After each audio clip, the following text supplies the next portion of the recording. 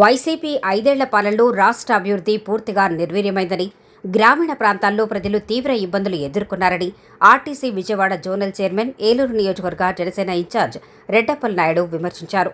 ఏలూరులోని Janasena party కార్యాలయంలో ఆయన మీడియాతో మాట్లాడుతూ, దేశంలో ప్రధానమంత్రి నరేంద్ర మోదీ, రాష్ట్రంలో ముఖ్యమంత్రి నారా చంద్రబాబు నాయుడు, ఉప ముఖ్యమంత్రి పవన్ కళ్యాణ్ నాయకత్వంలో ఎన్డీఏ కూటమి ప్రభుత్వం అభివృద్ధి, సంక్షేమ పాలన సమర్థవంతంగా అమలు చేస్తుందన్నారు.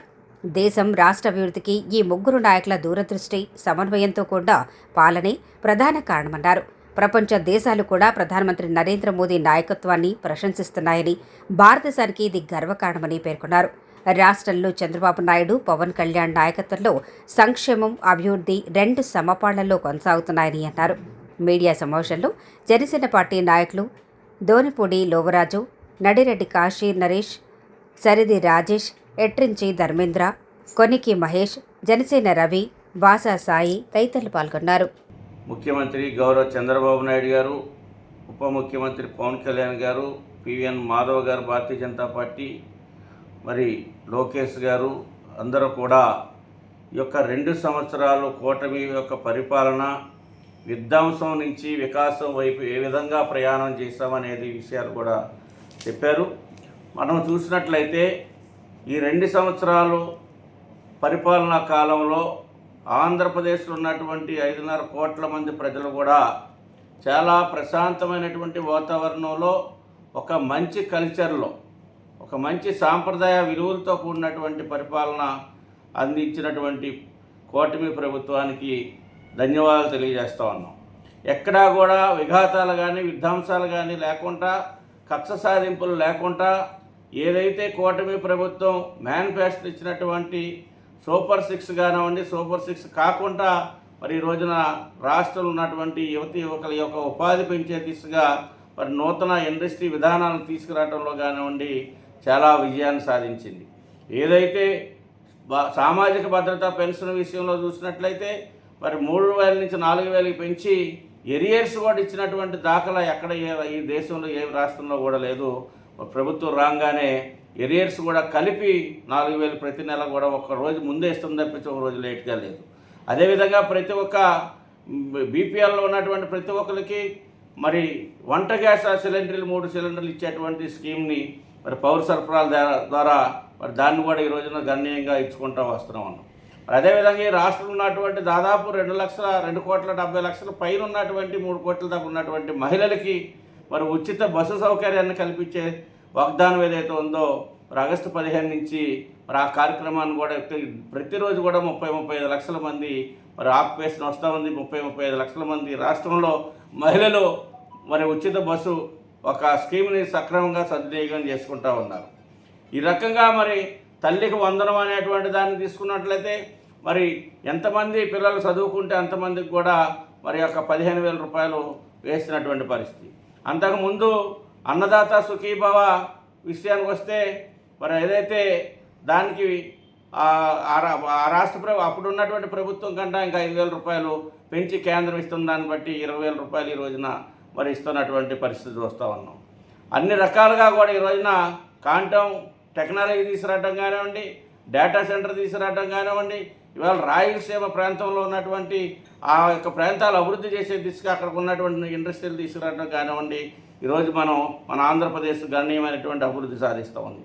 మరి అదేవిధంగా ఆంధ్రప్రదేశ్ జీవనాడి అయినటువంటి మరి పోలవరం ప్రాజెక్టు డైలీ ఫార్మ్ కొట్టుకుపోయినప్పుడు గాలికి వదిలేసిన తప్పించి గత ప్రభుత్వం దాని పట్ల ఏ రకమైనటువంటి శ్రద్ధ తీసుకోలేదు. దాన్ని పునర్నిర్మాణం చేయకుండా వదిలిపెట్టినటువంటి పరిస్థితి మనం చూసాం. ఆ రోజు 400 కోట్లు పెట్టి చేస్తే మరి దాన్ని ఈ రోజున అన్ని కాస్టులు పెరిగితే మళ్ళీ ఇవాళ 1000 కోట్లు ఖర్చు పెట్టి డైలీ ఫార్మ్ నిర్మాణం చేసి ఈ రోజున పోలవరం ప్రాజెక్టు ఓపెనింగ్కి ప్రారంభానికి సిద్ధమవుతున్నటువంటి తరుణంలో ఈ రాష్ట్రంలో ఉన్నటువంటి మరి పోలవరం ప్రాజెక్టు పూర్తయితే మరి అందరికీ కూడా తాగునీరు, సాగునీరు రాష్ట్రం అంతా కూడా ఇచ్చి లక్షలాది ఎకరాలకి మరి పంటలకు నీరు అందించేటువంటి పరిస్థితుల ద్వారా కోట్లాది రూపాయలు, 100,000 కోట్ల రూపాయలు ఈ రాష్ట్రానికి ఆదాయాన్ని సమకూర్చేటువంటి ఒక ఆదాయ వనరులుగా మరి ప్రజలు పచ్చగా ఈ రాష్ట్రం అంతా కూడా పచ్చగా ఉండడానికి దారి తీసేటువంటి పరిస్థితి. మరి భారతదేశంలో ఆంధ్రప్రదేశ్ రాజధాని ఎక్కడంటే చెప్పలేనటువంటి పరిస్థితుల్లో మన విద్యార్థులు కానీ ప్రజలు కానీ ఉన్నటువంటి పరిస్థితుల్లో ఈ రోజున అమరావతి కేంద్రంగా ఈ రోజున మరి అన్ని రకాలైనటువంటి డెవలప్మెంట్స్, ఒకవైపున రోడ్లు నిర్మాణం చేయటం, ఒకవైపున వంతులు నిర్మాణం చేయటం, ఒకవైపున బిల్డింగ్స్ కడతాం, మరి సిఆర్డీ కార్యాలయం ఓపెన్ చేయటం, విజయవాడలో ఉన్నటువంటి కార్యాలయాలన్నీ కూడా అక్కడ తరలించి ఈరోజు చేస్తారు. కేవలం 24 నెలల కాలంలోనే ఇంత అభివృద్ధి, మరి గతంలో ఉన్నటువంటి అంతకుముందు ఉన్నటువంటి అప్పులకి వడ్డీలు చెల్లించుకుంటూ మరలా నూతనంగా కావలసినటువంటి ఆర్థిక పెట్టుబడులు సాధిస్తూ దాదాపు 23 లక్షల కోట్ల రూపాయలు ఇతర దేశాల నుంచి రాష్ట్రానికి మరి పెట్టుబడిగా తీసుకొచ్చి ఇక్కడ ఉన్నటువంటి వ్యాపార సంస్థల్ని అభివృద్ధి పరిచే విధంగా, ఇండస్ట్రీలను అభివృద్ధి పరిచే విధంగా, తద్వారా ఏదైతే ఈ రాష్ట్ర ఆదాయ వనరులు పెంచి ఇక్కడ ఉన్నటువంటి యువకుల యొక్క నిరుద్యోగులకు ఉపాధి కల్పించేటువంటి పరిస్థితి ఈరోజు చూస్తూ ఉన్నాం. మరి అది రానున్న రోజుల్లో ఫలితాలు వస్తూ ఉంటాయి. ఆ రకంగా ఈరోజు చేస్తున్నప్పుడు మరి వైఎస్ఆర్ పార్టీ మరి 5 సంవత్సరాలు కూడా ఓన్లీ బట్టలకి మాత్రమే పరిమితమైంది తప్పించి ఈ రాష్ట్రంలో ఎక్కడ అభివృద్ధి లేకుండా, అభివృద్ధికి నోచుకోకుండా విధ్వంసాల వైపు నడిపించింది తప్పించి ఎక్కడ లేదు. ఈ రోజున పంచాయతీరాజ్ శాఖలో చూస్తున్నట్లయితే మరి గణనీయంగా అన్ని ఒక గ్రామ పంచాయతీల్లో కూడా ఈరోజు 13,326 గ్రామ పంచాయతీల్లో కూడా ఇవాళ రోడ్ల నిర్మాణం కానీ, డ్రైనేజీ నిర్మాణం కానీ, తాగునీరు అందించడంలో కానీ అన్ని విధాలుగా కూడా ఈరోజు గౌరవ పవన్ కళ్యాణ్ గారి యొక్క సారథ్యంలో జరుగుతున్నటువంటి పరిస్థితులు చూసాం. నిన్న పవన్ కళ్యాణ్ గారు కూడా మాట్లాడినప్పుడు చూసాం.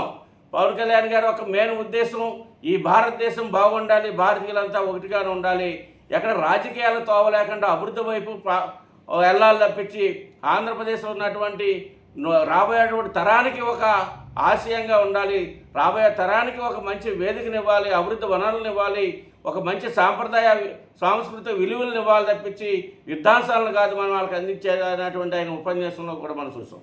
ఈ రకంగా ఈ రోజున రాష్ట్రంలో జరుగుతున్నటువంటి ఈ 2 సంవత్సరాల కాలంలో జరిగినటువంటి అభివృద్ధిని దృష్టిలో పెట్టుకొని ఆ అభివృద్ధిని చూసి వారలేనటువంటి పరిస్థితులు ఈ రోజున వైఎస్ఆర్ కాంగ్రెస్ పార్టీ నాయకులు ఉన్న ఎన్నిపోటు దినంగా వాళ్ళు రోడ్ల మీదకి రావటం అంటే ఇది ఆశాస్పదంగా ఉంది. దెయ్యాలు వేదాలు వర్ణిస్తున్నటువంటి ఇప్పటికైనా నాయకత్వం సిగ్గు తెచ్చుకొని మార్పు చెంది ఆంధ్రప్రదేశ్ ప్రజల వైపున ప్రజల యొక్క సమస్యలు ఏమైనా ఉన్నప్పుడు స్పందించి నిలబడితే ప్రజల యొక్క ఆదరణ వస్తుంది తప్పించి మంచి చేస్తుంటే దాన్ని చెడుగా ప్రచారం చేసేటువంటి ప్రక్రియను ఇప్పటికైనా వాళ్ళు మానుకోవాలని చెప్పేసి ఈ వీడియో ద్వారా వారిని హెచ్చరిస్తా ఉన్నాం.